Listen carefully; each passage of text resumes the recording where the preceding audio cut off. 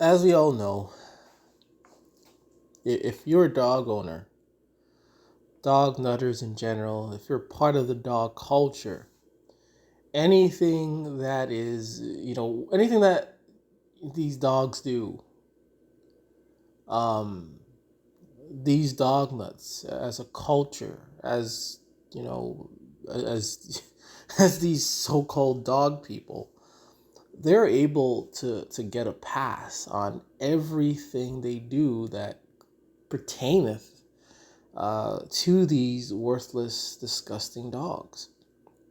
In this dog culture, the dog is allowed to kill people, uh, and it's fine. And in dog culture, they don't care.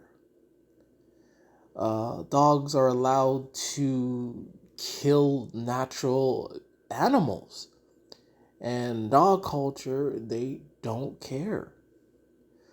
In dog culture, the dogs are allowed to destroy the ecosystem, destroy environments. And in dog culture, they just don't care. Uh, in dog culture, you're allowed to be nasty and disgusting. And there are countless nasty things that these dog lovers do. And and it's acceptable. No one says anything. No one shames or judges. No one speaks up. Uh, they just allow the disgusting, nasty behavior of within this dog culture. We have people walking with dog shit, letting their dog shit in the house, pee in the house, and they think nothing of it.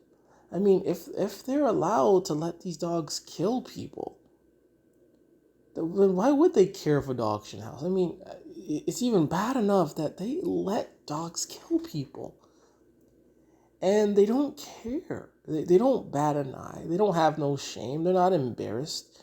They don't take precaution. They're not careful. They don't take the warning. They continue to be dog nuts. They continue to be pit nutters, endangering people. And it's not just the dog attacks. It's their disgusting behavior. Knowing that dogs spread diseases, these dog nutters are okay with it. They don't say anything. Knowing that how filthy dogs are, their dander, their saliva, their piss, their shit, they keep it. They let these dogs walk on the kitchen tables where they're eating. They let these dogs roam the kitchen, jump up on the counter. You've seen countless videos of this. Dogs are allowed to roam in the kitchen. We've seen videos of this, whether it's on purpose or it's a joke. Dogs will jump on the counter and eat food off the plate, off the counter, off the table. Eat food that's fallen on the floor. So this dog is touching places. And imagine if when they're not looking, if this dog is jumping on the counter, on the table, even if there's no food there. Chances are the dog is looking for food, jumping on the counter, and they're never going to know if the dog was on the counter. And these same dog nuts will continue to eat and allow the dog in places of where they're supposed to be eating. And not only that, they allow these filthy dogs on their beds where there's shit and piss and, they spread their parasites, and they allow them to sleep on their bed, be on the couch, on the sofa. And you know what these dog nuts do when other dog nuts don't allow it? They shame. They're going to shame other dog nutters for not allowing their dogs to sit on the furniture, to sleep on their bed. Because they want their other dog nuts to share the filth of that dog. Share the filth. Embrace the filth. Sleep with the filth. Eat with the filth.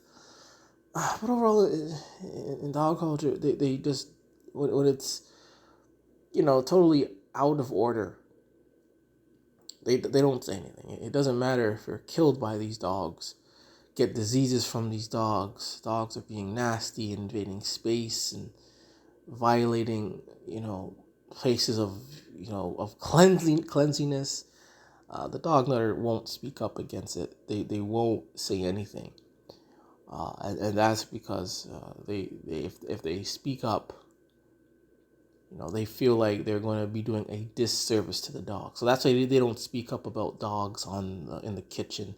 They don't speak about dogs in the bedroom. They don't speak about dogs killing people, because if they bring it up and talk about it, they feel like they're doing a disservice. They feel like they're blaming and offending these dogs. When in reality, you can say anything to these dogs, and you can diss the dogs, insult the dogs, and long as you feed, the dog is going to remain. The dog is going to remain. There are multiple occasions where dogs will stay with their abusive owners. Dogs will stay with their abusive owners. Dogs will stay with even homeless dog owners. Dogs will stay with owners that hurt them, and and dog lovers, they create this wall of excuses and lies. All they say, but it highly contradicts. And a good example is like when dogs are not able to judge, it endangers the dog. If dogs can't judge, then it's only going to put them in danger. And that's why a lot of these dogs stay with their abusive owners, because they can't judge. All they want is food. They can't judge. They're going to stay with their abusive owners. And these dog nuts think just because a dog doesn't judge, that the dog is good. But by not judging, a lot of dogs have been killed, abused, and harmed by their abusive dog owner. The dog could escape, they stay. And I'm pretty sure there are plenty dogs we see day to day that probably are being abused behind closed doors, but no one knows about it. And you look at this dog and you think the dog and the owner are lovable, are good companions, are friends, are this, are family. But you don't know what's going on behind closed doors. Imagine that. You see a dog and the owner walking, and they all look happy and great, and the dog's tail wagging.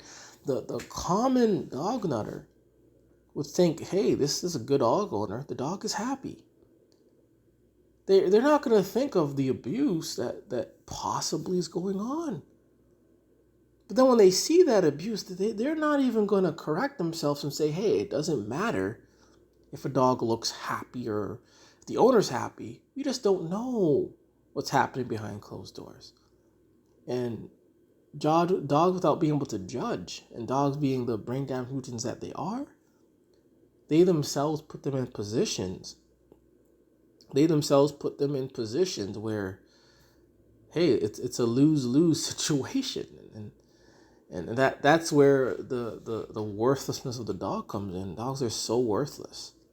They can't fend for themselves. They can't really think for themselves. Can't do anything. They're useless. They're meaningless. They need a dog nutter to take care of them. And when they do, and they get an abusive dog owner, you have all these lies, excuses, and dogs can't judge, and it's a whole lot of mess. And that brings me back to how dog lovers, they don't call themselves out. They don't shame themselves. They don't feel humiliated, embarrassed. They don't feel any shame in the excuses, the lies, the killing of dogs, the nastiness, the germs, the sick. They don't feel anything. And that's how this dog culture has been able to strive. And that's because of ignorance and arrogance. Let's help popularize dog hatred.